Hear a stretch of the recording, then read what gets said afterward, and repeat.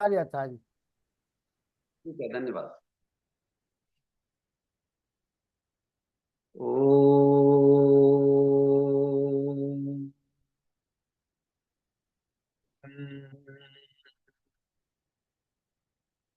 ओम।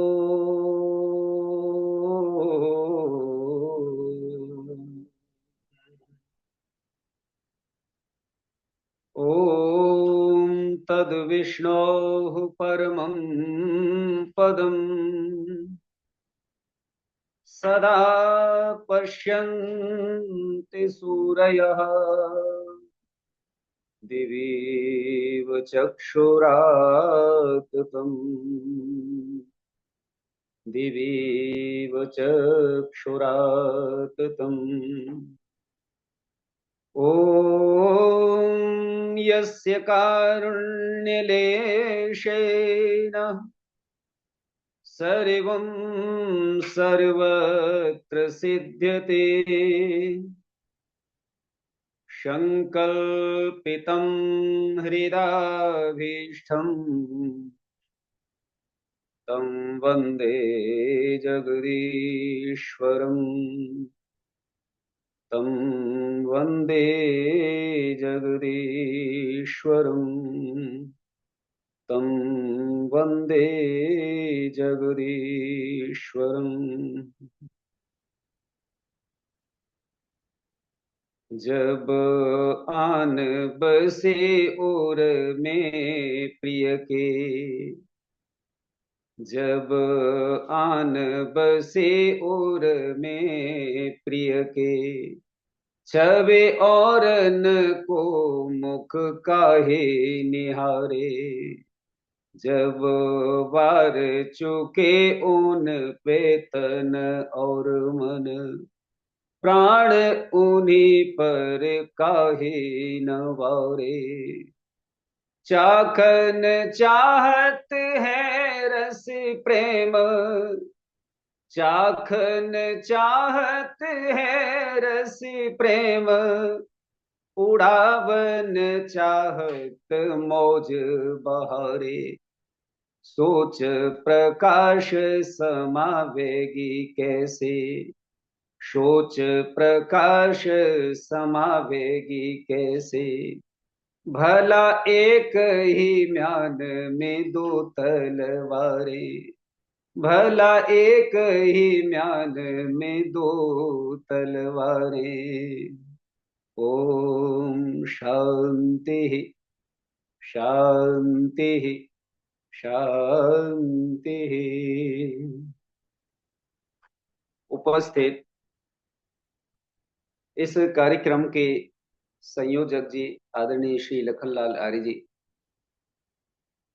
और विद्वानों के प्रवचन के पश्चात जो बहुत अच्छा उद्बोधन देते हैं आदरणीय व्यास जी जिनका बच्चा है बालक जो शांति पाठ कराता है तो बहुत अच्छे विद्वान हैं। मैंने अभी 3-4 दिन से ही जब से मैं ज्वाइन किया हूँ तब से मैं उनके विचार बाद में सुनता हूँ, बहुत अच्छा लगता है। उन्हें भी नमन करता हूँ। और डॉक्टर राकेश जी जो हमारे यहाँ 3-4 बार आए हैं और जिन्होंने ये अभियान चलाया है उनके विचार भी सुनते रहते हैं आप लोग, उन्हें भी नमन करता हूँ, प्रणाम करता हूँ। जितने भी लोग जुड़े हुए हैं और इस सत्संग की क्रिया से निरंतर जुड़ते हैं, चाहे वो आर्य समाज अशोक विहार फेज बन के हों, आदरणीय श्री प्रेम कुमार सचदेवा जी, हमारी प्रधाना श्रीमती आशा भटनागर जी, सक्सेना जी, आर्य जी, जितने भी सज्जन जुड़े हैं और जो बाहर से भी जुड़े हैं, आप सभी को सादर नमन करता हूं, क्योंकि आप सभी पवित्र आत्माएं हैं, पुण्य आत्माएं हैं और इस नेक कार्य के लिए आप सभी संलग्न हैं, जुड़े हुए हैं, बिना किसी अनवधानता के निरंतर इस कार्यक्रम से जुड़ते रहते हैं। सज्जनों, मेरे जो प्रवचन का विषय है वो है पंचकोश का। तो मैं आपको बताऊं इन कोशों का जो मैं वर्णन कर रहा हूं, पंचकोशों का वर्णन करने का मेरा एकमात्र ध्येय ये है, एकमात्र उद्देश्य ये है कि आप लोग आत्मा को समझें, आत्मा को समझें। यही एकमात्र मेरा उद्देश्य है। प्रथम जो कोश है अन्नमय कोश, जो स्थूल शरीर चमड़ी से लेकर पैर पर्यंत दिखलाई पड़ता है, तो क्या ये आत्मा है? तो सज्जनों, ऋषि लोग कहते हैं नहीं, ये आत्मा नहीं है, आत्मा तो अलग है। इसलिए इस शरीर से जो दिखलाई पड़ रहा है, इससे ऊपर उठो, इसी को सब कुछ मत समझो। ये भौतिक पंच भौतिक तत्वों से रचित ये शरीर आत्मा नहीं है। आगे बढ़ते हैं प्राण पर, तो ऋषि कहते हैं ये प्राण भी आत्मा नहीं है। इससे और आगे बढ़ो, यद्यपि शरीर में प्राणों का महत्व है, इसके बिना कोई कार्य नहीं होता, नहीं हो सकता, पर ये प्राण आत्मा नहीं है, ध्यान रखो। आगे तीसरे कोष पर आते हैं, मनोमय कोष, जो सूक्ष्म शरीर के पहले क्रिया प्रधान भाग, जिसमें 5 कर्मेंद्रियां, अंतःकरण, बुद्धि का थोड़ा सा हिस्सा, मन का अधिक, ये आता है। तो ऋषि कहते हैं शरीर के अंदर जो मन तत्व है, इसको ये मन तत्व शरीर में सारे कार्यों का हेतु है, कारण है, और इस मन में दिव्य शक्ति है, परंतु ये मन भी आत्मा नहीं है, ध्यान रखो, मन भी आत्मा नहीं है। मन में दिव्य शक्ति है, बिना इसके कोई कार्य नहीं हो सकता। ये ज्योतिषाम ज्योति ही, ये इंद्रियों की ज्योति है। इन इंद्रियों को जो ज्योति मिलती है, ये मन की शक्ति से मिलती है, ज्योतिषाम ज्योति का। और आगे ये इस मन के बिना यस्मान न ऋचः, यस्मान न ऋते, जिस मन के बिना कोई भी कार्य हो ही नहीं सकता, जिसमें सब भूत भविष्य वर्तमान सब कुछ समाहित होता है, सारे वेदों का ज्ञान है इसके अंदर। इस मन की दिव्य शक्ति को समझते हुए इसको आत्मिक उन्नति में लगाओ, इसको इंद्रियों का दास मत बनाओ। इंद्रियों को इस मन के अधीन करो, मन के पीछे चलाओ, क्योंकि इंद्रियेभ्यः परम मनो मनसः सत्वमुत्तमम् सत्वादधीमान् आत्मा महतो अव्यक्तमुत्तमम्। इंद्रियेभ्यः परम मन, इन इंद्रियों से जो परे है, सूक्ष्म है और महत्वशाली है, वो मन है। इंद्रियेभ्यः परम मनो मनसः सत्वमुत्तमम्, और मन से भी परे और मन से भी सूक्ष्म है कोई, तो वो सत्व अर्थात बुद्धि है। सत्वादधि महान आत्मा, और सत्व से भी परे, बुद्धि से भी परे कोई है, तो शरीर के अंदर सज्जनों ये आत्मा है, जिसकी मैं चर्चा, जिसका उद्देश्य, जिसकी चर्चा करना ही मेरा उद्देश्य है। सत्वादधि महान आत्मा। और आगे ऋषि यही नहीं रुकते, अपने शिष्य को जागरूक करने के लिए और आगे बढ़ जाते हैं। कहते हैं इस आत्मा से भी कोई परे है, तो मैं तो अव्यक्त उत्तम। आहा, इस आत्मा से भी उत्तम, आत्मा से भी परे और आत्मा से भी अधिक सूक्ष्म और अधिक महत्वशाली कोई है, तो वो है परम आत्मा। परम आत्मा, वहीं तक पहुंचाने का मेरा उद्देश्य है, इन पांचों कोशों को वर्णन करने का। इसलिए मैं इन पांचों कोशों को आपके सम्मुख रख रहा हूं सज्जनों, और कोई उद्देश्य नहीं है दूसरा। आप सोचें कि मैं कोई शरीर शास्त्री हूं, मेडिकल साइंस का मैं बहुत बड़ा जानकार हूं, ऐसा नहीं।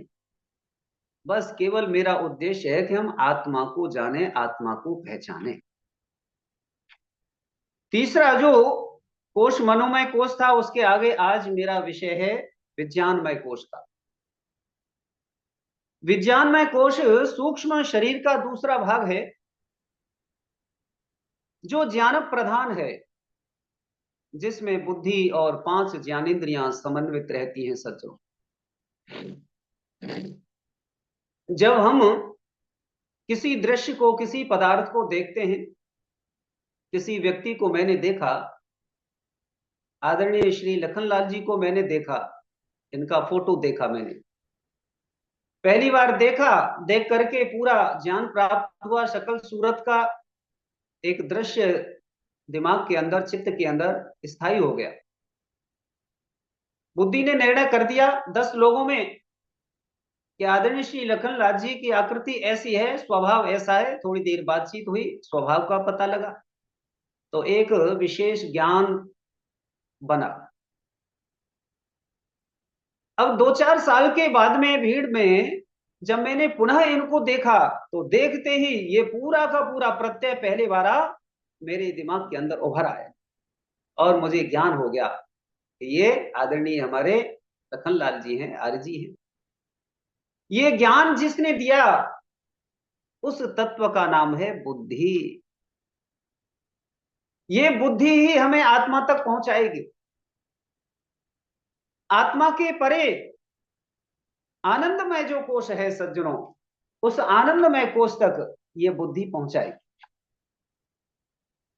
और वो आनंदमय कोश कैसा है, उस आनंदमय कोश के लिए ऋषि वर्णन करते बताते हैं थोड़ा सा कि इसका नाम हिरण्य कोश है, हृदय गुहा है, हृदय आकाश है।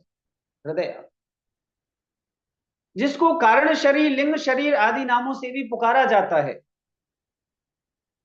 हमारे आंतरिक जगत से सज्जनों इसका संबंध अधिक मात्रा में रहता है, बाह्य जगत से नाम मात्र, बहुत कम। मानव शरीर, मानव के स्थूल शरीर का अस्तित्व और संसार के समस्त व्यवहार इसी कोश पर आश्रित हैं।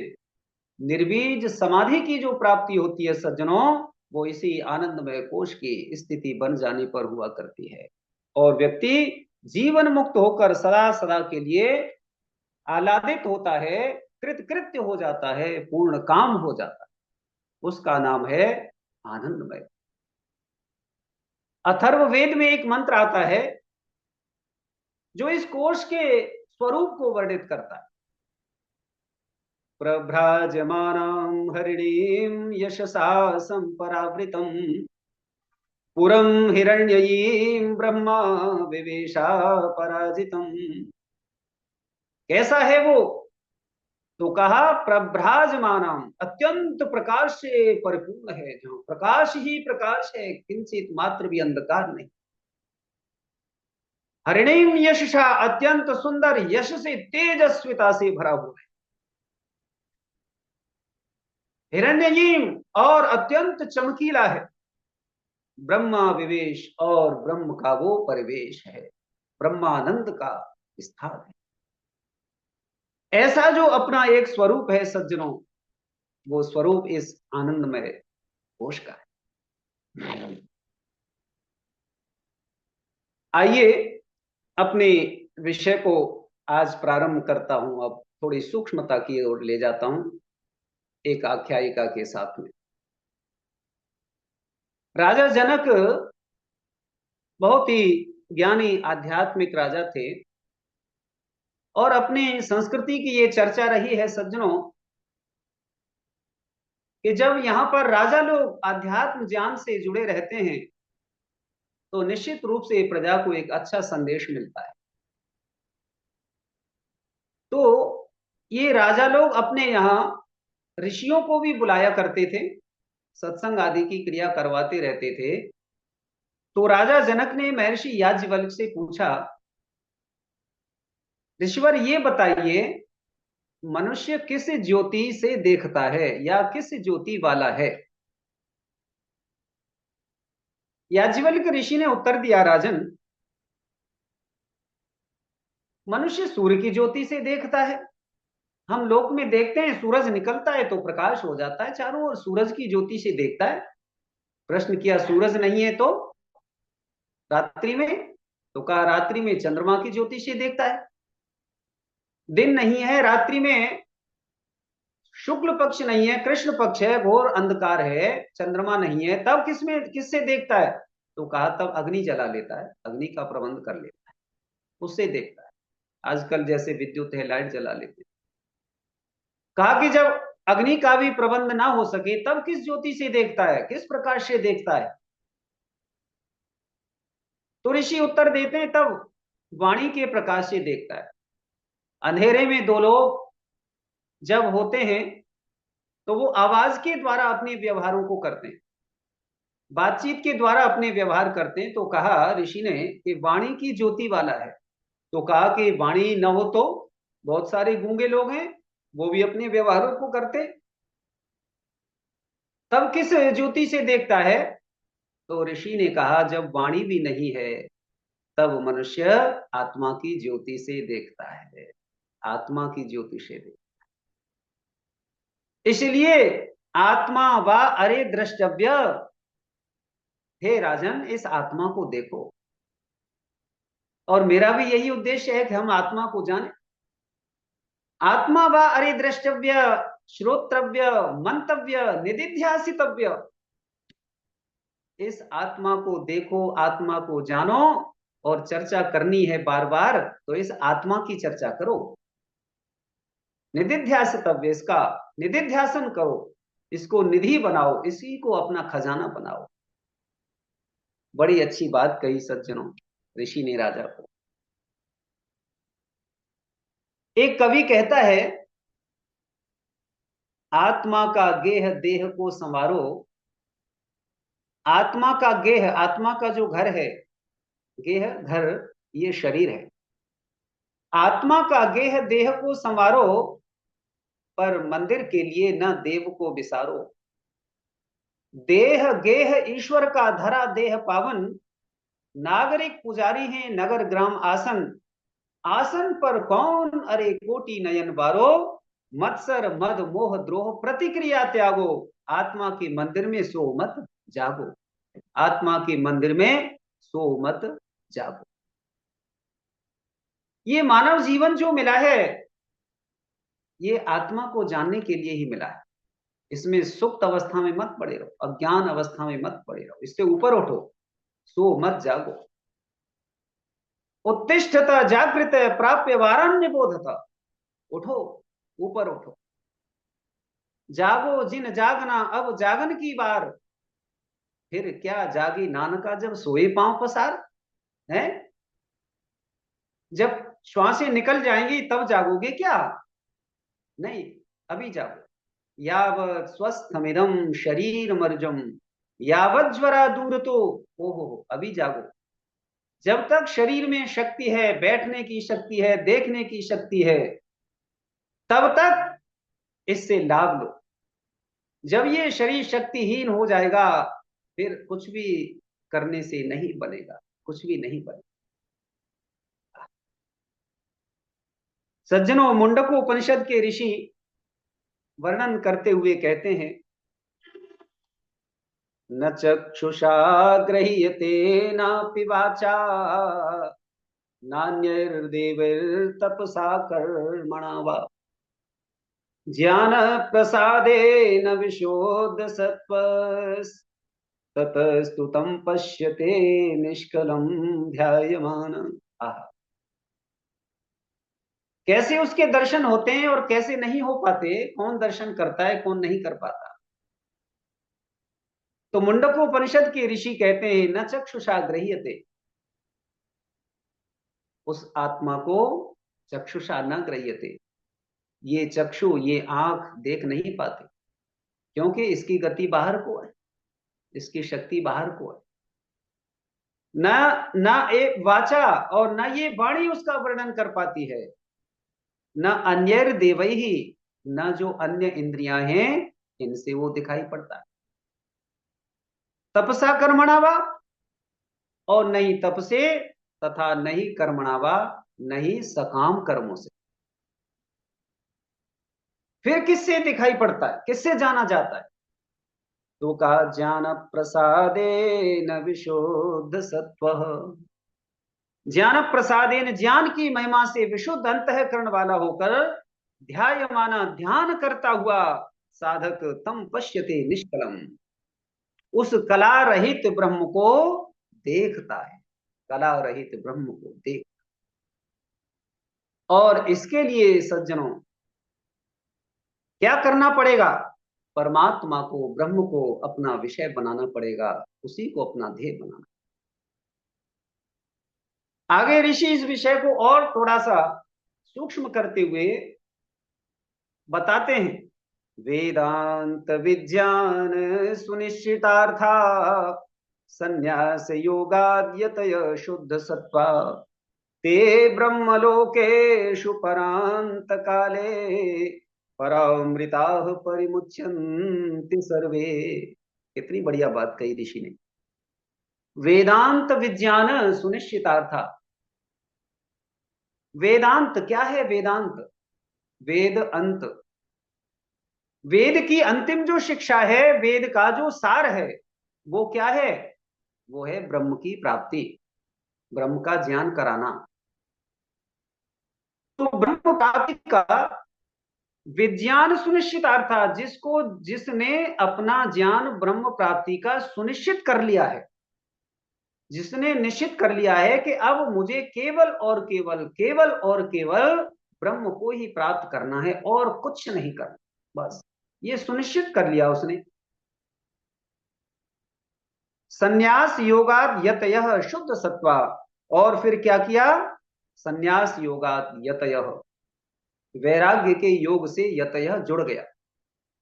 कल एक माता जी पूछ रही थी कि उसको प्राप्त करने के साधन क्या हैं, तो मैंने बताए थे, एक साधन है वैराग्य और दूसरा साधन क्या है? निरंतरता, उसी में लगाए रखना। उस दूसरा शब्द बोला था कल। तो ऐसे ही ऋषि कहते हैं संन्यास योगाद यतयः शुद्ध सत्वा, वैराग्य के योग से यतयः जो यत्नशील हो गया है तथा जुड़ गया है, और शुद्ध सत्वा जिसकी बुद्धि, ये विज्ञानमय कोश जिसका शुद्ध हो गया, विरज हो गया है, जिसमें किसी प्रकार का कोई रज नहीं है, किसी प्रकार का कोई राग नहीं रहा, विरज। जैसे बाल्टी में पानी भर के रख दो, 2 घंटे के बाद जब आप उस बाल्टी के पानी को देखते हैं तो सारी गंदगी नीचे जम जाती है और पूरा का पूरा पानी साफ दिखाई।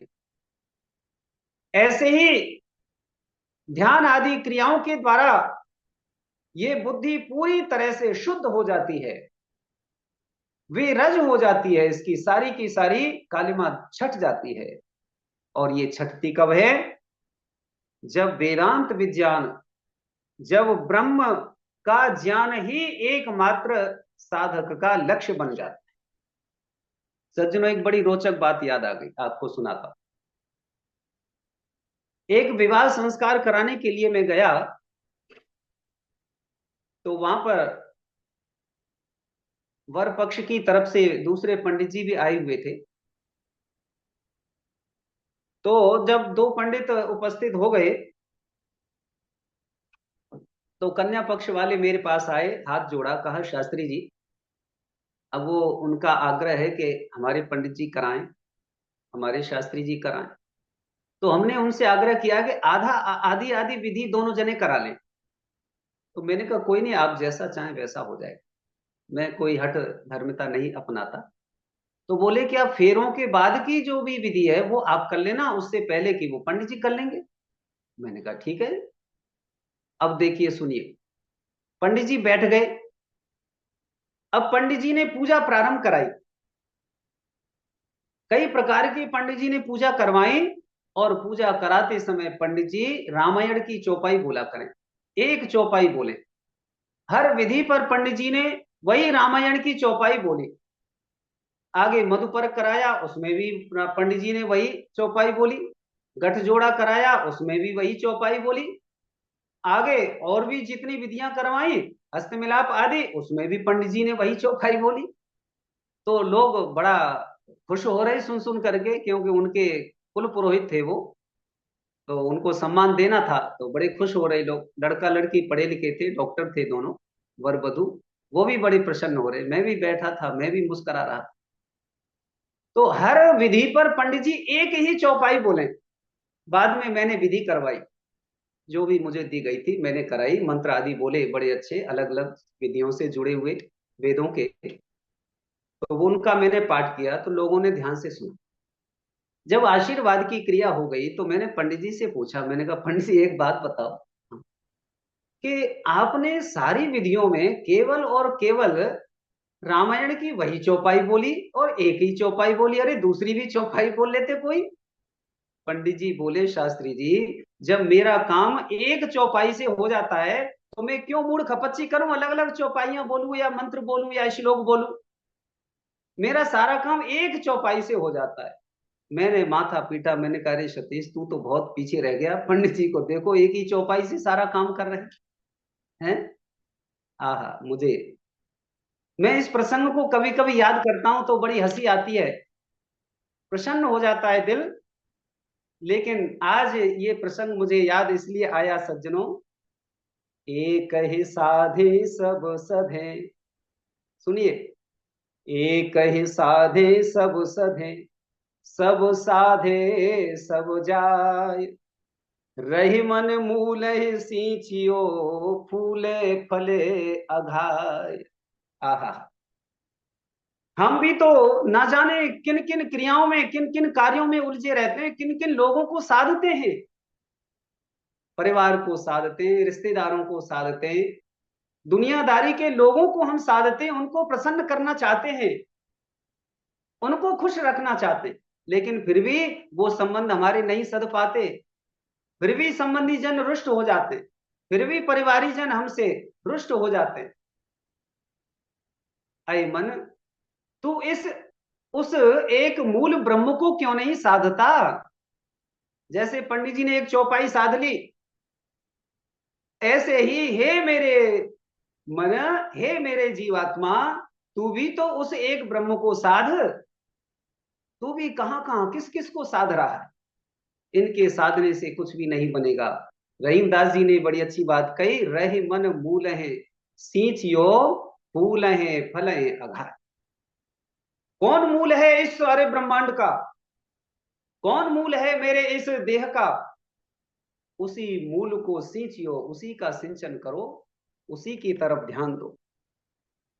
और उसको सींचने के लिए सज्जनों ऋषि ने बता दिया, वेदांत विज्ञान सुनिश्चितार्थ, बस वेद का जो अंत है, ध्येय है ब्रह्म की प्राप्ति, एक मेव उसी ब्रह्म की प्राप्ति का लक्ष्य सुनिश्चित कर लो, बस। इससे क्या लाभ होगा, परांत काले परामृत, ओ परांत काले, जब साधक उस एक ब्रह्म को साध लेगा, उसी को जीवन का लक्ष्य बना लेगा, तो फिर शरीर छोड़ने के समय में ब्रह्मलोकेशु, ब्रह्मलोक में परामृता, अमरता का जीवन प्राप्त करके परिमुच्यंती, सभी सांसारिक दुखों से मुच्यंती, मुक्त हो जाएगा। कितनी बड़ी बात कर दी ऋषि ने। ध्येय बनाइए, इन पंच कोशों का वर्णन करने का मेरा यही एकमात्र उद्देश्य है कि हम आत्मा को जाने, अपने लक्ष्य को जाने, और इस आत्मा को आगे उस परम आनंद तक पहुंचाकर संसार के बंधनों से मुक्त हो।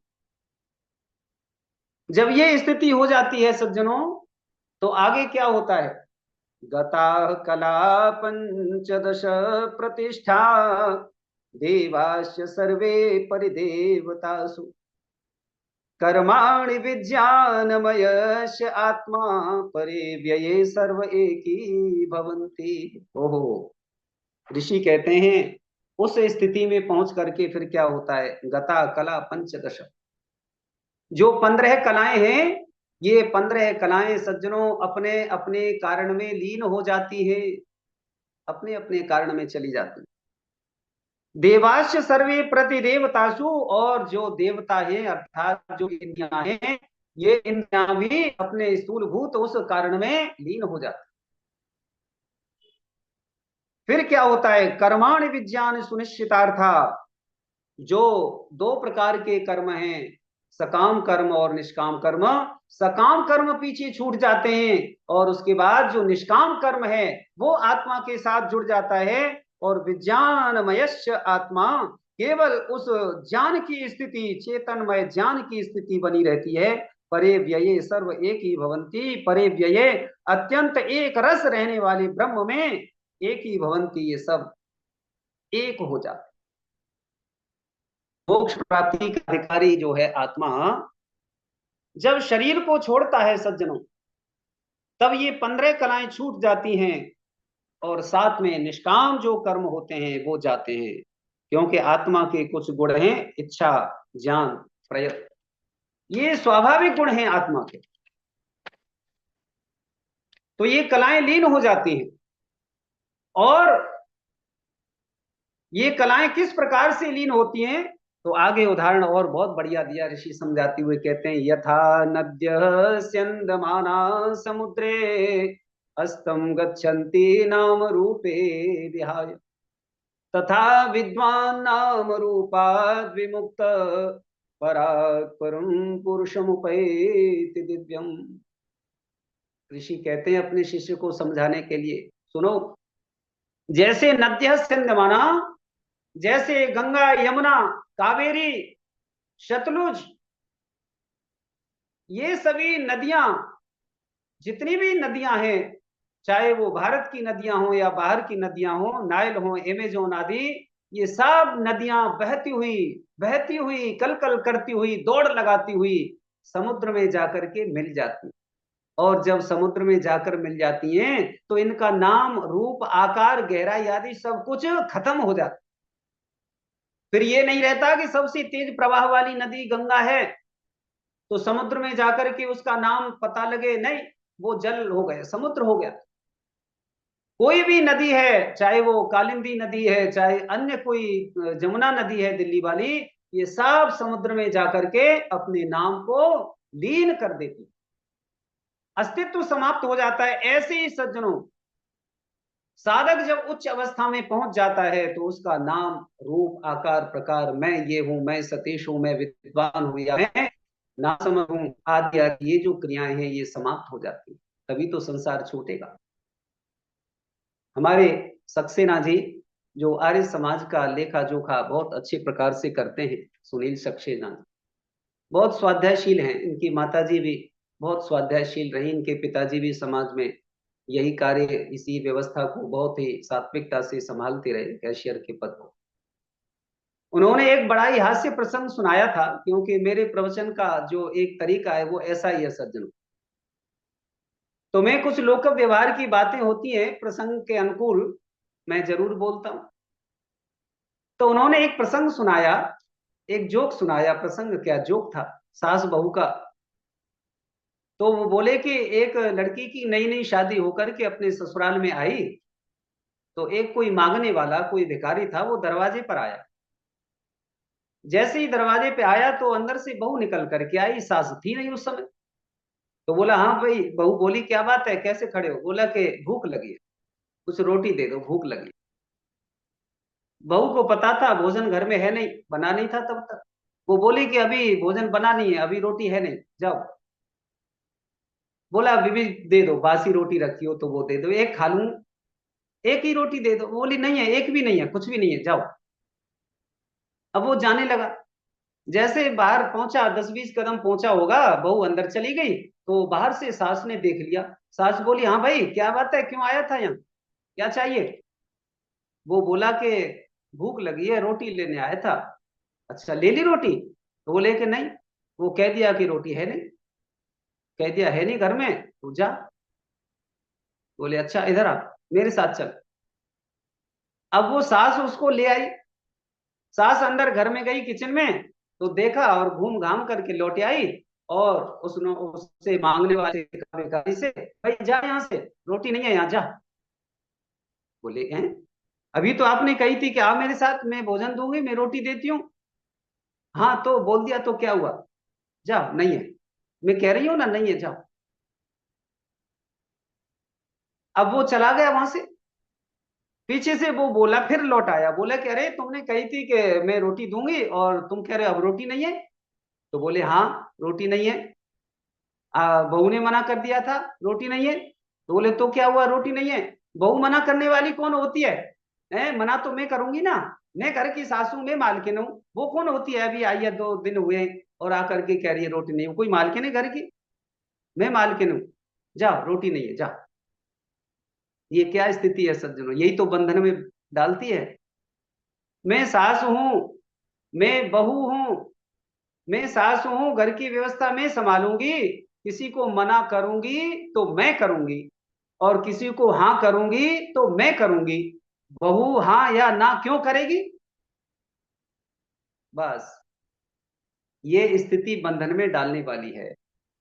तो ऋषि कहते हैं कि ये नदियां जैसे अपने नाम रूप को, अपने स्वरूप को भूल जाती हैं, समुद्र में जाकर के समुद्रमय हो जाती हैं, ऐसे ही ये साधक उस ब्रह्म को प्राप्त करने के लिए लालायित रहता है, अत्यंत श्रद्धा इसकी जागृत हो जाती है, प्रबल उत्कंठा जागृत होती है, और फिर जाकर के सीधा लक्ष्य उसी को बनाता है, उसमें जाकर के ये सब कुछ हलचल इसकी समाप्त हो जाती है, दौड़ धूप समाप्त हो जाती है।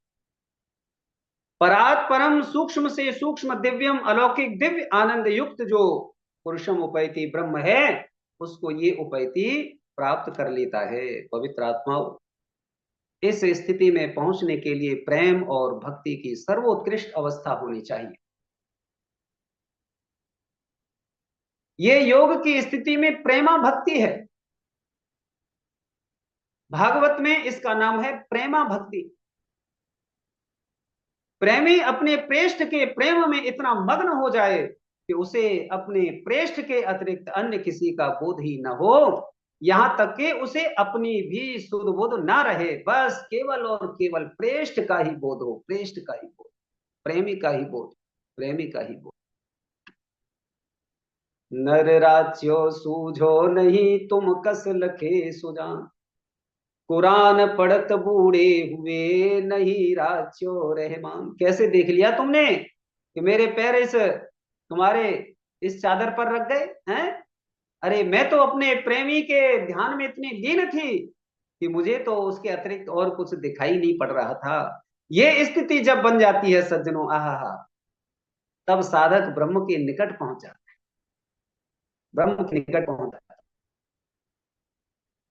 मैंने सज्जनों पहले दिन अपनी जो बात प्रारंभ की थी, तो मैंने एक प्रसंग सुनाया था।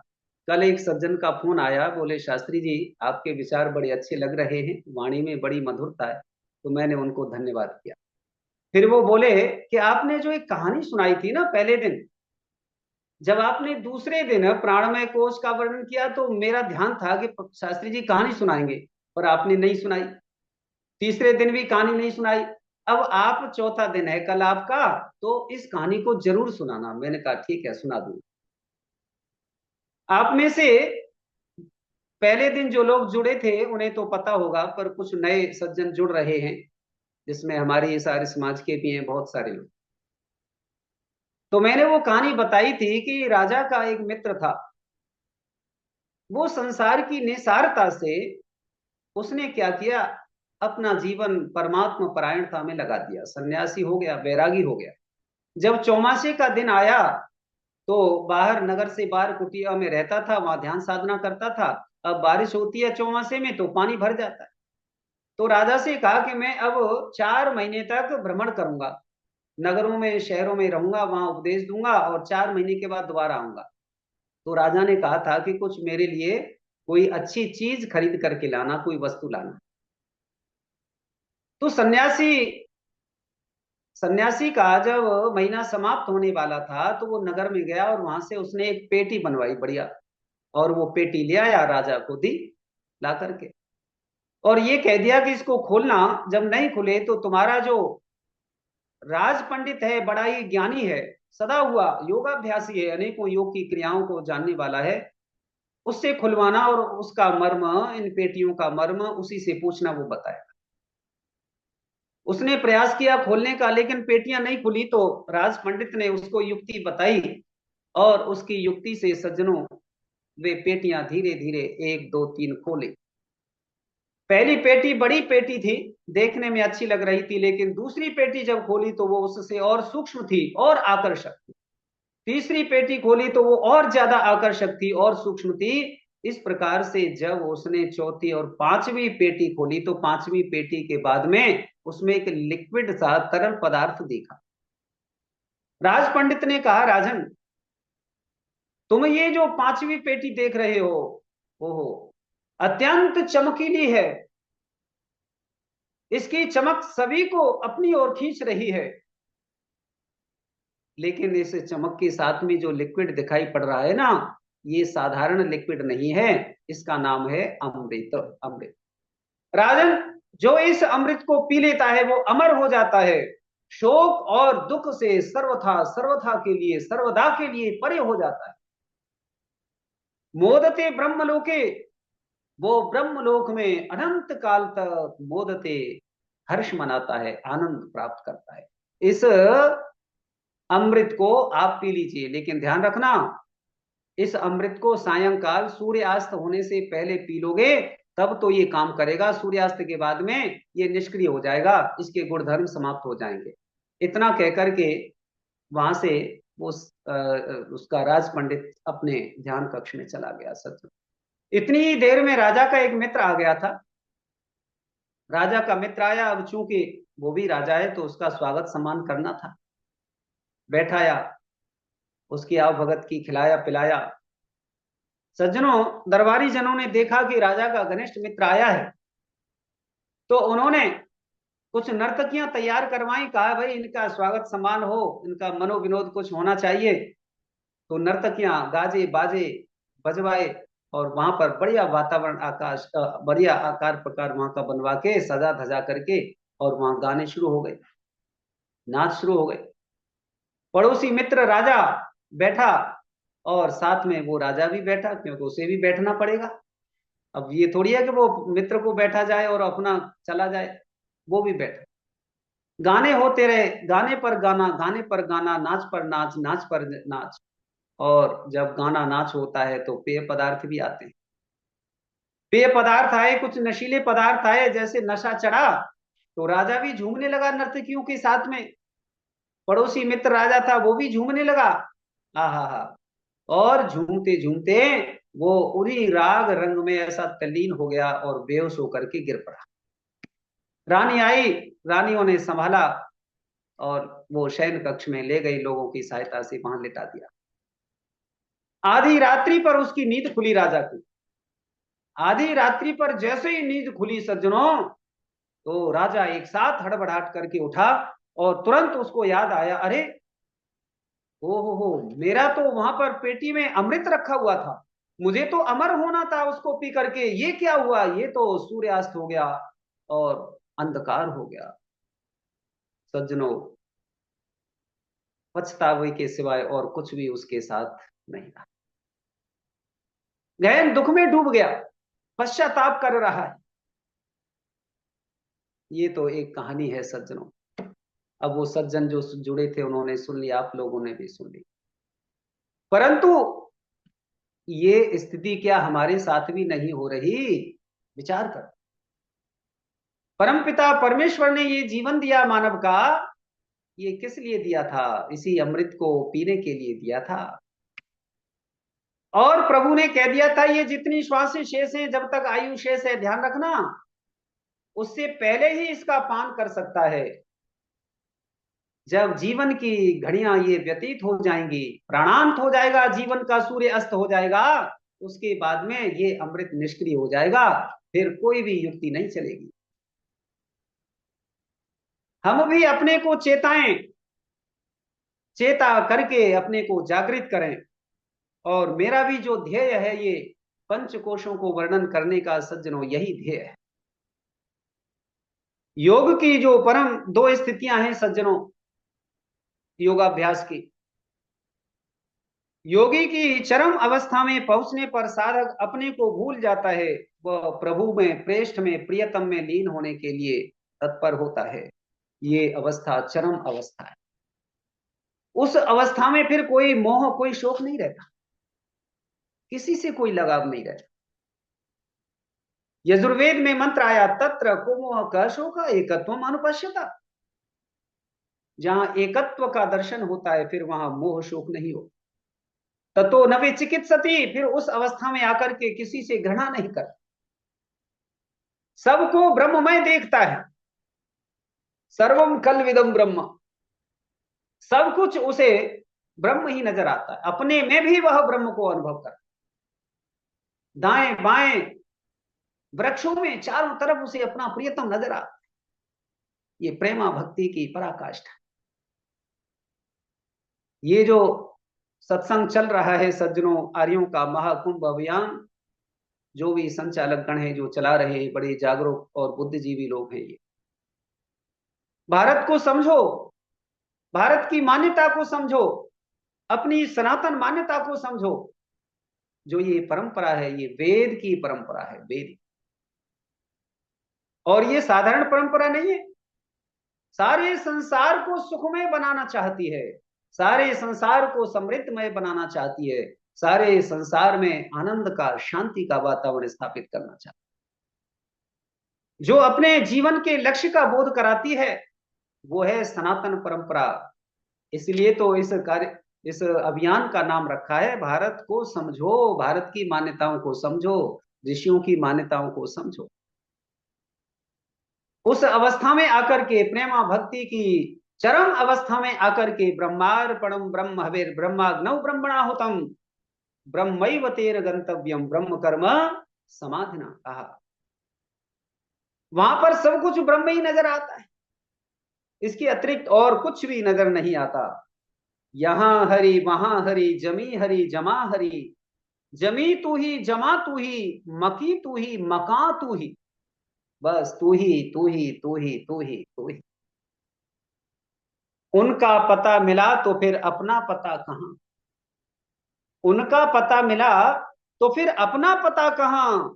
जब आशना कहां कोई तो नाशना कहां, आशना अपनापन और नाशना पराया। जब आशना कहां, जब अपनापन ही कहां। जब आशना कहां तो कोई नाशना कहां, फिर अपना और पराई का भेद समाप्त हो जाता है। सज्जनों, समय होने वाला है। जब विवाह हो जाता है कन्या का, लड़की का विवाह हो जाता है, तो विवाह के बाद में वो अपने पति के साथ आती है, स्वामी के घर आ जाती है। उसके वोटर कार्ड में पति का नाम चढ़ जाता है, पति के घर का नाम चढ़ जाता है। आधार कार्ड में पति का नाम जहां है, तो आधार कार्ड में पति का नाम जुड़ गया, अपना पता भी पति का पता हो गया। जितने भी कार्य होते हैं सब में पति के साथ उसका नाम जुड़ जाता है, एड्रेस भी पति के साथ जुड़ जाता है। ऐसे ही जब ये आत्मा अपने परम प्रियतम परमात्मा को प्राप्त कर लेता है, उसके घर में पहुंच जाता है, तो इसका नाम रूप सब कुछ समाप्त हो जाता है। बस सब कुछ फिर ब्रह्मविद ब्रह्मैव भवति, ब्रह्मविद ब्रह्मैव भवति। बोलिए सत्य सनातन वैदिक धर्म की जय, भारत माता की जय। सज्जनों, मेरा समय समाप्त होता है। मैंने आज ये विज्ञानमय कोश और आनंदमय कोश की रचना की। इस आनंदमय कोश में पहुंच करके ये आत्मा बस परमात्मा में लीन हो जाता है। उसी की प्राप्ति के लिए ये पंच कोशों का वर्णन मैंने किया था, ये स्वरूप बताया था। आप लोगों ने मेरी बात को 4 दिनों से बहुत ही ध्यान के साथ में सुना, लगनशीलता के साथ में सुना। कई लोगों के फोन भी आए। कल एक माता जी का फोन आया, वो बोली कि शास्त्री जी आपकी खिचड़ी वाली जो कहानी थी वो बड़ी अच्छी लगी। तो मेरे सारे 4 दिनों के प्रसंग में जिन जिन को भी जो भी प्रसंग अच्छा लगा, मैं आप सभी का धन्यवाद करता हूं, उनका धन्यवाद करता हूं। ओम भू ओम भू ओम भू ओम भू ओम भू ओम भू ओम भू ओम भू। मैंने पूछा पपीहा से, ऐ पपीहा तेरा किसके विरह में तड़पता जिया, है लगन में मगन, है लगन में मगन, दिल किसको दिया, पी पी करता बता तेरा कौन पिया। तो बोला वह ईश्वर है मेरा प्यारा प्रभु। ओम भू ओम भू ओम भू ओम भू ओम भू ओम भू ओम भू ओम भू। वही आकाश घन गिरी श्रृंगों में है, वही आकाश घन घीर श्रृंगों में है, वही बाग तड़ाग विहंगों में है, फूलों में बसी उसकी खुशबू। ओम भू ओम भू ओम भू ओम भू ओम भू ओम भू ओम भू ओम भू। भक्ति रस में दयानंद ऐसे बहे, भक्ति रस में दयानंद ऐसे बहे, आजन्म मरण ब्रह्मचारी रहे। मरते मरते ऋषि वर ये कहते गए, मरते मरते ऋषि वर ये कहते गए, तेरी इच्छा हो पूर्ण मेरे प्यारे प्रभु। ओम भू ओम भू ओम भू ओम भू ओम भू ओम भू ओम भू ओम भू। इतना कहती हुई वाणी को विराम देता हूं। ओम शांति शांति शांति।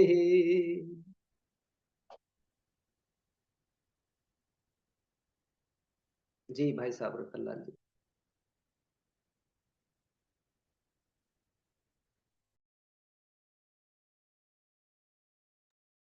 मुझे लग रहा है शायद जो इसका प्रबंध करते हैं भाई रतनलाल जी, उनका कनेक्शन गड़बड़ हो गया है क्या, जुड़ नहीं रहा।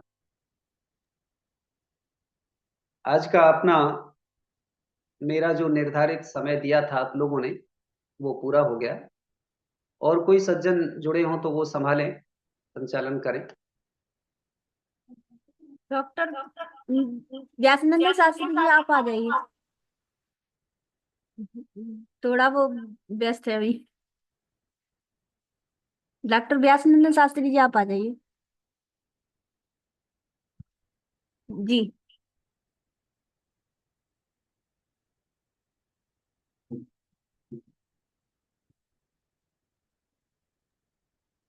मुझे लग रहा है डॉक्टर व्यास नंदन जी का भी कनेक्शन शायद उनका थोड़ा सा बीच बीच में रुक जाता है। आदरणीय श्री सचदेवा जी आए, जो बहुत ही स्वाध्यायशील और जगह जगह योगनिष्ठ गुरुओं के आश्रमों में जा जा करके ध्यान साधना सीखते हैं, और जिन्होंने अपना जीवन उसी लक्ष्य की प्राप्ति के लिए लगा दिया। आर्य समाज अशोक विहार फेज 1 में कई सालों से प्रधान पद का कार्य कर रहे थे, जिम्मेदारी हमारे लिए, लेकिन उन्होंने कहा कि अब मैं अपना शेष जीवन संन्यास्त अवस्था में लगाना चाहता हूं, इसलिए मैं जिम्मेदारी को छोड़ रहा हूं। तो उन्होंने इस जिम्मेदारी को छोड़ा। लोगों ने बहुत आग्रह किया, लेकिन फिर भी उन्होंने कहा कि नहीं, अब मेरे जीवन का ध्येय, मेरे जीवन का लक्ष्य ईश्वर प्राप्ति ही है। तो वे भी बहुत ही जागरूक हैं। हमारी समाज की प्रधाना जी श्रीमती आशा भटनागर जी बीच बीच में मेरे से प्रश्न करती रहती हैं, और समाज के जो भी कुछ कार्यक्रम होते हैं उनके अतिरिक्त समय में अपने पुत्र की तरह, बच्चे की तरह से प्यार करती हैं। जो भी बात है वो खुल करके कह लेती हैं। मैं बताऊं आप सभी लोगों को, 11 तारीख से पुनः आपके बीच में आचार्य सतीश चंद्र शास्त्री जी होंगे। 11 दिसंबर से आचार्य जी। हाँ, मैं बता दूंगा जी आपको। जी जी जी। मैं आपको बता दूंगा यदि आऊंगा तो। कुछ व्यस्तता है, मुझे ऐसा लग रहा है उन दिनों में मेरी। अच्छा अच्छा अच्छा अच्छा। जी। चलिए ठीक है, लेकिन जल्दी ही आपको आना है, ठीक है। हाँ, मैं आऊंगा। बहुत धन्यवाद। अच्छा आपका कार्यक्रम है। आइए व्यासचंद्र शास्त्री जी। जी जी। ओम इंद्रं वर्धन्तो अप्तुरः कृण्वन्तो विश्वमार्यम् अपघ्नन्तो अरावणः। ओम शांति शांति शांति। आर्यों के महाकुंभ एवं भारत को समझो अभियान के अंतर्गत विगत 3 वर्षों से निरंतर संचालित कार्यक्रम के सम्मान्य संचालक वर्य मित्र और पंडित लखनलाल जी आर्य, और आज के ही नहीं बल्कि विगत 3 दिनों से और आज मिलकर 4 दिनों से लगातार पंचकोश के विशेष महत्व पर बहुत ही सरल और बड़े ही चिंतनशील पद्धति को अपनाते हुए भजन और उपाख्यान के माध्यम से अपनी बातों को हमारे समक्ष प्रस्तुत करते हुए हमारे सामान्य विद्वान आचार्य सतीश चंद्र शास्त्री जी और इस कार्यक्रम में निरंतर अपनी गति को अवगाहित करते हुए प्रोफेसर वेद प्रकाश जी शर्मा, मातृशक्तियों में प्रोफेसर मान्य माता दया आर्या जी, सुमन शर्मा जी, पार्वती जी, उषा पटपटिया जी एवं अन्य, और बहुत ही सहृदय श्रोता के रूप में अपने भजन को भी प्रस्तुत करते हुए आदरणीय प्रेम सचदेवा जी, अन्य सम्मानित सभी बंधुगण, मातृशक्ति एवं देवियों, बहुत ही सुंदर कार्यक्रम विगत 4 वर्षों से हम लोगों ने श्रवण किया। लेकिन मेरा दुर्भाग्य रहा कि मैं यूनिवर्सिटी के कार्यक्रम में और VC महोदय की अनेक ऐसी आवश्यक बैठक में सम्मिलित होने के कारण मैं पूर्णतः समय नहीं दे पाया इसमें, लेकिन जहाँ तक दे पाया मुझे अत्यंत प्रसन्नता हो रही है। और शेष जो प्रवचन मैंने नहीं सुन पाए, आशा है प्राप्त होगा किसी न किसी रूप में। और इसके साथ ही साथ सचमुच पंचकोश जो है हमारी ऐसी विशेष भावनाओं को द्योतित करता है, इन भावनाओं के माध्यम से हम पंचक्लेशों को भूल जाते हैं। और अन्नमय कोश एक ऐसा कोश जिसके माध्यम से हम सात्विक अन्न ग्रहण करते हुए इस शरीर की रक्षा करते हैं, और शरीर ही हमारे धर्म का साधन बनता है। इसलिए शरीर माध्यम खलु धर्म साधनम की चर्चा है। और इसी के साथ ही साथ प्राणमय कोश के अंदर व्यक्ति प्रवेश कर जाता है, और प्राणमय कोश के अंदर जो प्राणवंत जीवन है, हम उसमें यह अनुभव करते रहते हैं कि हम किस प्रकार अपने जीवन को यदि हम संवरित किए हुए हैं, संवरण में लिए हुए हैं, तो वह प्राणयुक्त हमारा जीवन हो, जीवंत जीवन हो, और हम अपने प्राण को इस रूप से संयमित करते चलें कि जो प्राणदाता परमात्मा है उसकी ओर हमारी लगन बढ़ती चली जाए। और प्राण जो 10 प्रकार इसके हम लोगों ने श्रवण किए, प्राण अपान व्यान समान उदान, नाग कुर्म कृकल देवदत्त और धनंजय, इन प्राणों के माध्यम से हम अपने शरीर की गतिविधियों को समझते हैं, किस प्रकार नस नाड़ियों में गति आती है, किस प्रकार जम्हाई लेते हैं, किस प्रकार से आंखें में चलती हैं, किस प्रकार से हमारे प्राण और अपान का खेल चल रहा है। इसको प्राण अपानो दपानति की भावना से यजुर्वेद कहता है कि यही प्राण अपान का खेल इस संपूर्ण जगत के शरीर में भी चलता है और हमारे शरीर में भी वही गति कर रहा है। तो यह निश्चित रूप से यह प्राण युक्त जीवन, उसके बाद मनोमय में प्रवेश कर जाते हैं। जैसा प्राण होगा वैसा ही हमारा मन सुरक्षित बनने लगता है। हम मन को सकाम कर्मों से ऊपर उठाकर निष्काम कर्मों की ओर प्रवेश कराने में अपने आप को तैयार समझने लगते हैं। निसंदेह मन एवं मनुष्यानाम कारणम बंध मोक्षयो हो, मन ही बंधन और मुक्ति का कारण बनता है। इसके साथ ही साथ जब मनोमय कोश में हम प्रवेश कर जाते हैं तो हमारे अंदर जो सूक्ष्म शरीर की स्थिति है उसमें हम अपने को समझदार समझते हैं, समझने लगते हैं, और इस सम गति को समझते हुए आगे बढ़ते हैं। तब निश्चित रूप से वह आनंदमय कोश में प्रवेश करने की स्थिति के पहले विज्ञानमय कोश में प्रवेश करना पड़ता है। और जब ज्ञान के बिना ही, सत्व अर्थात बुद्धि के बिना हमारी मन की गति को समझना कठिन है, इसलिए हम मन को समझने के लिए बुद्धि की ओर प्रविष्ट करते हैं, और मन के माध्यम से हम बुद्धि को जानने की कोशिश करते हैं। और बुद्धि जब चली जाती है अर्थात महत्त्व में प्रवेश करते हैं, तो निश्चित रूप से यह ज्ञान की ओर प्रविष्ट होता है। और इते ज्ञानात् न मुक्ति ही, ज्ञान के बिना मुक्ति नहीं होती। इसलिए आनंदमय कोश में जाने के लिए ज्ञान की परम आवश्यकता होती है, तभी हम आनंद की प्राप्ति कर पाते हैं। ऐसी बातें हम श्रवण कर रहे थे। निसंदेह उस परमात्मा का नाम जो स्व है, भू भुवः और स्व, भूरिति प्राणः भुवरिति अपानः स्वरिति व्यानः, अर्थात हे प्रभु तुम प्राणों के प्राण हो। अगर ये प्राण संचरित हो रहे हैं तो प्राण देने वाला जो प्राणों का प्राण है परमात्मा, वह हम पर बड़ी कृपा कर रहा है। और इसके साथ ही साथ भुवरिति अपानः, जो दुख विनाशक हमारे अंदर प्राण काम कर रहे हैं, जैसे अपान वायु आदि, और खास करके मलमूत्र आदि का विसर्जन जो होता है वो बड़ा ही सुखकारी हो जाता है। विसर्जन के पश्चात कष्ट क्लेश दूर हो जाते हैं। हे प्रभु, आपकी कृपा से ये प्राण संचरित हो रहा है, अपान भी संचरित हो रहा है, और प्राणापान का खेल जब आगे बढ़ता है तो निसंदेह उस परमात्मा जो आनंद स्वरूप है, स्व व्यान अर्थात संपूर्ण शरीर के अंदर यह व्यान प्राण वास कर रहा है।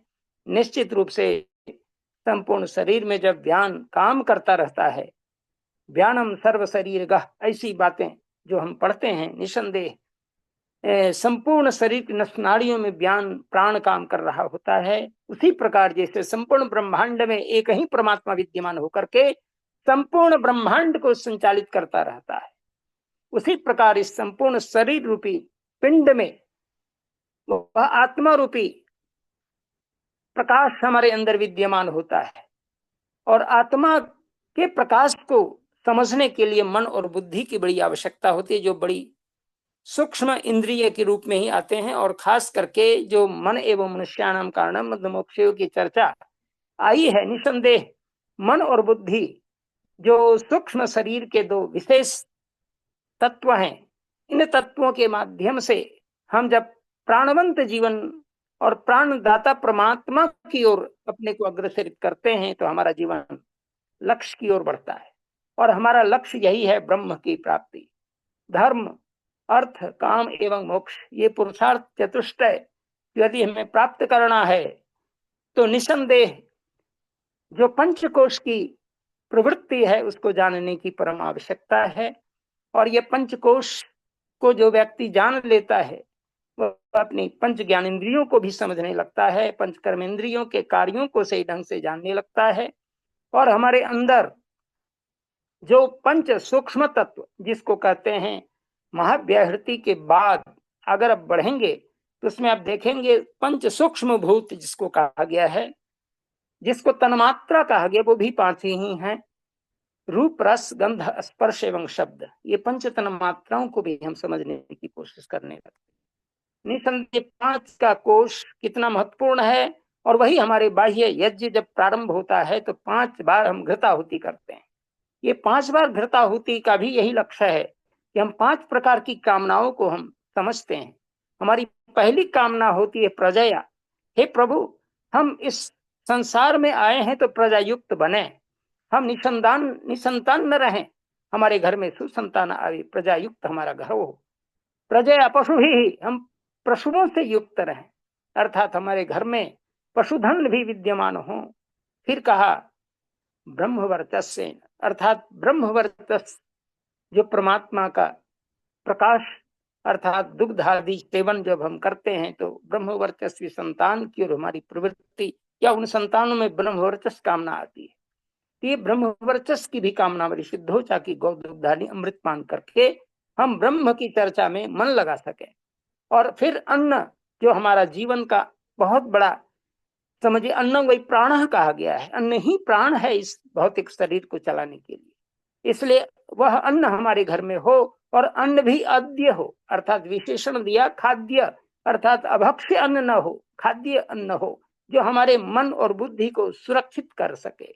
इसलिए हम इस भौतिक यज्ञ में भी अर्थात जो बाह्य द्रव्य यज्ञ करते हैं इसमें भी अग्निहोत्र करते हैं। इसलिए 5 आहुतियां ये बतलाती हैं, ऐ मनुष्य अन्न की भी प्राप्ति करो। और ऐसे अन्न को, ऐसा नहीं कि मांस मदिरा का कोई भोजन कर रहा हो या कोई पेय ले रहा हो, ऐसी बात नहीं है, बल्कि वह सुंदर अन्न को हम प्राप्त करें। हमारे अंदर खाद्य जो हमारी मन और बुद्धि को सुरक्षित कर सके, हमारी वाणी को सुरक्षित कर सके, हमारे तन को सुरक्षित कर सके, हमारी बुद्धि को सुरक्षित कर सके, हमारे अन्य क्रियाकलाप को अच्छी भावना की ओर प्रेरित कर सके। इन प्रकार की भावनाओं को हमें समझने की आवश्यकता होगी। इसलिए हम अन्न की प्राप्ति भी कामना करते हैं। और उसके बाद फिर आगे बढ़ते हैं तो कहते हैं समिधाय, ये समिधावत हमारा जीवन हो जाए। जैसे समिधाएं प्रज्वलित होती हैं और प्रकाश कर देती हैं, अपने को समाप्त करके भी प्रकाशित करने की स्थिति, अर्थात जो योगी होते हैं, जो संत होते हैं, वो अपने स्वार्थ से ऊपर उठकर केवल परमार्थ की चिंता करते हैं। हमें कष्ट हो, हमें कोई बात नहीं, लेकिन हम दूसरे का उपकार तो कर जाएं। ये जो प्रवृत्ति है, यही प्रवृत्ति हमारे जीवन को उत्कर्षता की ओर ले जाने वाली है। और यही पन हमारा जो मोक्ष धाम की ओर बढ़ने का जो सार अर्थ हम लोगों ने समझा कि यदि हम बंधन से युक्त हो गए तो हमारा बंधन कैसा हो, हमारा बंधन सुबंधन हो, हमारा बंधन स्नेह का बंधन, नेह का बंधन हो, प्रेम का बंधन हो, ज्ञान का बंधन हो, और हम सत्य स्वरूप का बंधन अपने जीवन में लगाएं, असत्य के स्वरूप को हमेशा खोलते चले जाएं, और हमारा सत्य जो सुगठित रहे, संगठित रहे, हम प्रेम पाश में बंधे रहें, अर्थात हम उत्तम परमात्मा की शरण में जो प्रेमा भक्ति की चर्चा कर रहे थे, निसंदेह वो प्रेम पाश में हमारा बंधा हुआ जीवन हो, अर्थात हम दुनिया के हर प्राणी से अपना प्रेम स्थापित करें, जिसको यजुर्वेद कहता है ओम धृते दृग्वं हमा मित्रस्य मा चक्षुषा सर्वाणि भूतानि समीक्षन्ताम मित्रस्य चक्षुषा समीक्षामहे, मित्रस्य चक्षुषा समीक्षामहे। ये निश्चित रूप से ये संपूर्ण हमारी दृष्टि प्रेममय दृष्टि हो। हे प्रभु, हम किसी भी प्राणी को इस प्रकार से देखें कि वह उसी परमात्मा का ही तो वह पुत्र है या पुत्री है, जैसे हम हैं वैसे वो भी है। उनके प्रति हमारी कृपा, उनके प्रति हमारी दया दृष्टि बनी रहे, और हम उसको मित्र की दृष्टि से देखें। मित्रस्याहं चक्षुषा सर्वाणि भूतानि समीक्षन्ताम्। मित्र की दृष्टि से हम सारे प्राणी को देखते हैं। यह तभी संभव है जब हमारे अंदर वह प्रेम पाश का बंधन, प्रेम पाश हमारा सुरक्षित रहेगा, अर्थात परमात्मा की लगनशीलता हमारी बनी रहेगी। हमारा मन सांसारिक से ऊपर उठकर पारमार्थिक जीवन की ओर बढ़ेगा। हमारा मार्ग ऐश्वर्य से, ऐश्वर्य साधन जो हमारा सांसारिक ऐश्वर्य साधन है, इससे ऊपर हम समझे कि ऊपर की गति, अर्थात वो कह लीजिए कि परमार्थ की गति, परमेश्वरीय धाम की ओर यदि हम बढ़ना चाहते हैं तो हम परमेश्वरी की प्राप्ति के लिए परमात्मा की ओर ही बढ़ना होगा। और निसंदेह संसार की गति को करते हुए हम परमात्मा की गति को प्राप्त करना चाहते हैं, परमात्मा के आनंद की अनुभूति करना चाहते हैं, हमें विज्ञानमय कोश से आनंदमय कोश की ओर बढ़ना अति आवश्यक है। और इसीलिए परमात्मा ने हमें उत्तम चोला दिया है। इस भाव को बड़ा ही सुंदर ढंग से अपनी बातों को ग्रहण करवा रहे थे आदरणीय सतीश चंद्र शास्त्री जी। आप धन्यवाद के पात्र हैं जो हम लोगों को इस प्रकार की बात समझा करके हम लोगों को ज्ञानवर्धन करते हुए आगे बढ़े। और निसंदेह आपका चतुर्दिवसीय कार्यक्रम बड़ा ही मनोहर रहा। इन्हीं शब्दों के साथ आप पुनः आए और इस प्रकार के कार्य में आगे हम लोगों को ज्ञानवर्धन करते रहें। निसंदेह हम आप सभी मिलकर के इस ज्ञान ज्योति को जगाते रहेंगे, सभी विद्वत वर्ग मिलकर के ज्ञान ज्योति को जगाते रहेंगे। और ये 3 वर्षों का जो समय चल रहा है, निसंदेह कितने कितने विद्वानों ने अपने प्रवचन किए और सबों ने अपने अपनी शैली का इजहार किया है। निसंदेह आपकी शैली भी अविस्मरणीय प्रकाश को द्योतित करता रहेगा। इन्हीं शब्दों के साथ मैं अपनी वाणी को विराम देता हूँ। सबको बहुत बहुत धन्यवाद और नमस्ते। ओम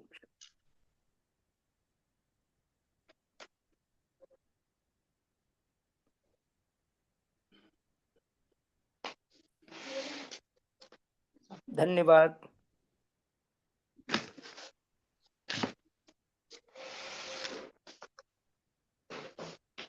ओम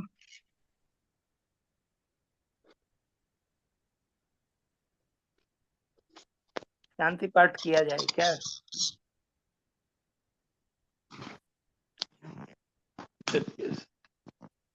प्रोफेसर वेद प्रकाश जी शर्मा जी। देव शांति अंतरिक्षं शांति देवा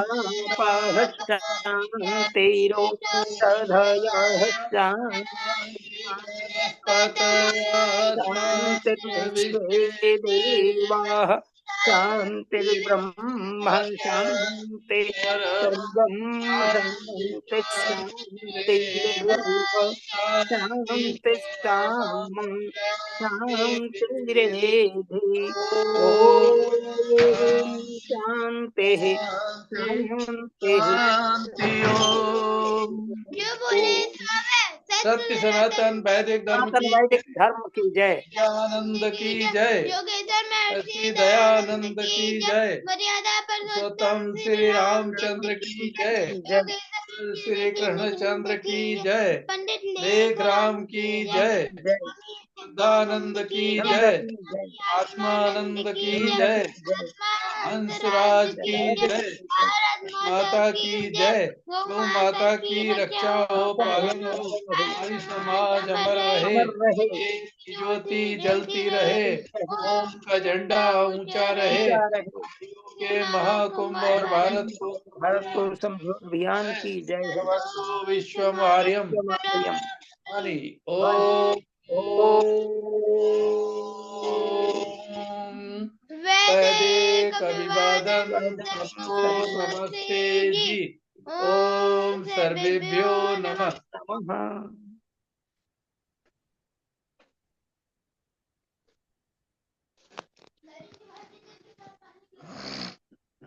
सभी को सादर नमस्ते। नमस्ते जी। एंड कर दे वेद प्रकाश जी। हाँ, एंड कर दीजिए। जी, सभी को नमस्ते। सभी को नमस्ते जी।